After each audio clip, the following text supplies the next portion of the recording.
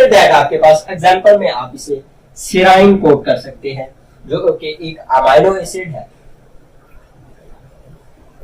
वो आप हाइड्रोफिलिक के एग्जांपल में कोट कर सकते हैं। आपसे पूछा जा सकता है हाइड्रोफोबिक और हाइड्रोफिलिक अमाइनो एसिड में डिफरेंस पूछा जा सकता है, टर्शियरी स्ट्रक्चर्स में बॉन्डिंग कौन सी मौजूद है वो पूछा जा सकता है। अब यहां पर आपकी बुक में एक स्टेटमेंट है कि arrangement of amino acids decide the properties of respective tertiary protein के आइदर आपके पास हाइड्रोफिलिक अमाइनो एसिड्स हैं या हाइड्रोफोबिक अमाइनो एसिड्स हैं, उस एक स्पेसिफिक टर्शियरी प्रोटीन में उनकी जो पोजीशनिंग होगी वो डिसाइड करेगी कि वो उस टर्शियरी प्रोटीन के फंक्शन क्या होंगे, उसकी प्रॉपर्टीज क्या। देखिए आपके जितने भी इंजाइम्स हैं, enzymes, biomolecules, biocatalysers, they work more efficiently, बल्कि most efficiently in aqueous medium. Aqueous medium.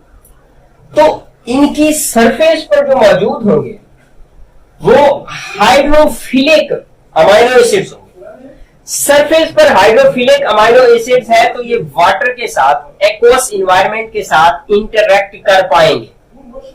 अगर सरफेस पर ही हाइड्रोफोबिक अमाइनो एसिड्स हैं जो कि वाटर को रिपेल कर रहे हैं, जो एक्सटर्नल मीडियम में मौजूद है, तो किस तरह से वो मॉलिक्यूल वहां पर सरवाइव कर पाएगा।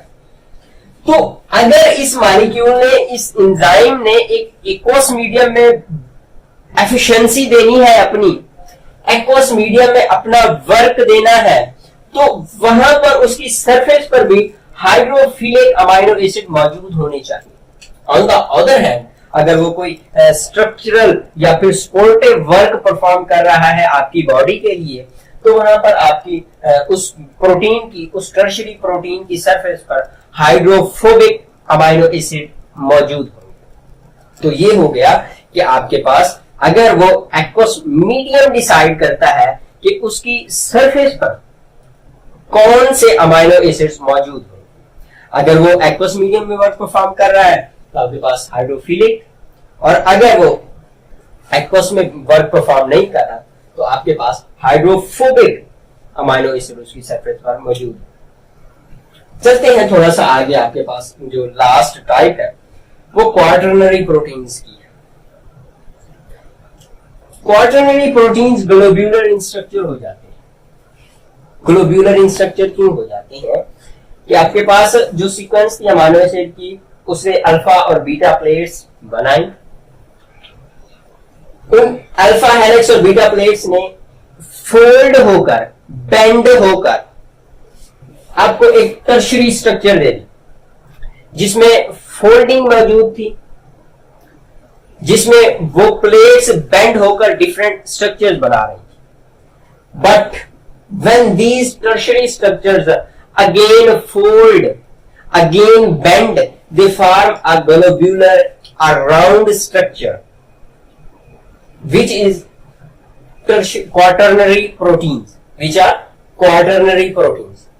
आपके पास कंसीडर कर लें एक ब्रिक को, एक ईंट को, एक अमाइनो एसिड, उसकी एक सीक्वेंस जब आप लगाते हैं तो वो आपके पास प्राइमरी स्ट्रक्चर है। जब उसी सीक्वेंस से आप एक दीवार खड़ी कर लेते हैं तो वो आपके पास सेकेंडरी स्ट्रक्चर है। जब आप बहुत सी सेकेंडरी स्ट्रक्चर्स को मिला लेते हैं तो आप उस जैसी चार दीवारें बना लेते हैं, तो आपके पास टर्शियरी स्ट्रक्चर आ जाती है। आप उस टर्शियरी स्ट्रक्चर के बाद भी आप उस जैसी दो और दीवारें, एक छत और एक फर्श बना देते हैं, तो आपके पास एक रूम तैयार हो जाता है, एक ग्लोब्यूलर स्ट्रक्चर बन जाता है, जो कि आपके पास क्वार्टरनरी स्ट्रक्चर ऑफ प्रोटीन है। अब क्वार्टरनरी स्ट्रक्चर ऑफ प्रोटीन में आपके पास दोबारा तीन तरह की बॉन्डिंग्स है। हाइड्रोफोबिक इंटरेक्शन, ये बताने वाला है कि हाइड्रोफोबिक इंटरेक्शन होता क्या है। Hydro water, phobic fair interaction, कि आपके पास कोई प्रोटीन है, वो एक पोलर मॉलिक्यूल के साथ आपने नॉन पोलर मॉलिक्यूल का इंटरेक्शन करवाना है, रिएक्शन करवाना है, उनको आपस में मिक्स करना है।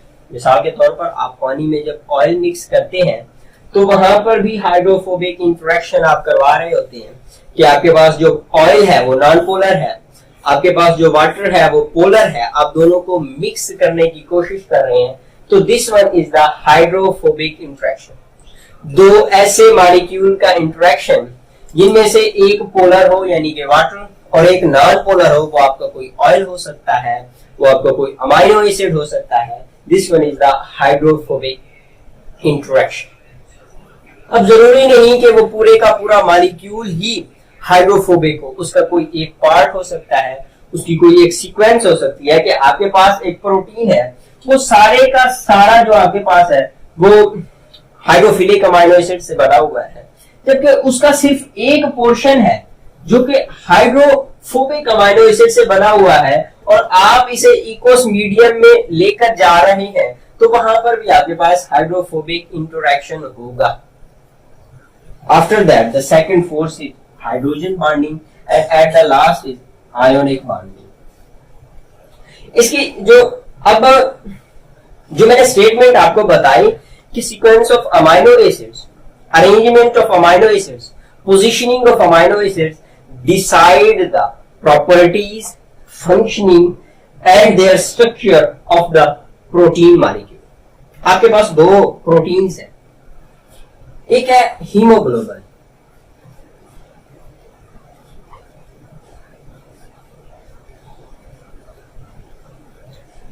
After that one is myoglobin.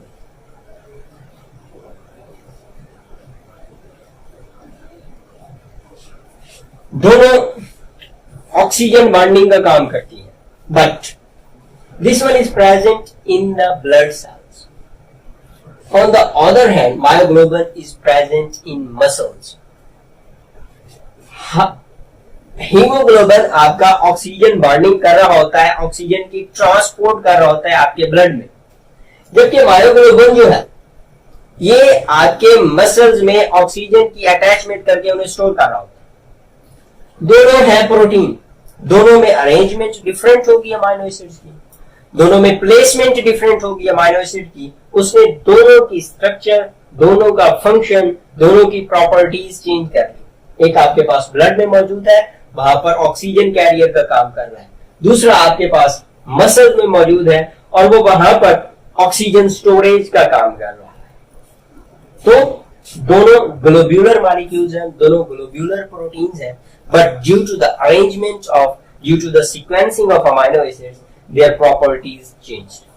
तो ये था आपके पास tertiary structure of the protein and quaternary structure of the protein. In the coming lecture हम बात करेंगे structures of proteins है। तब तक रखिएगा अपना ख्याल। Keep learning। पाकिस्तान जिंदाबाद।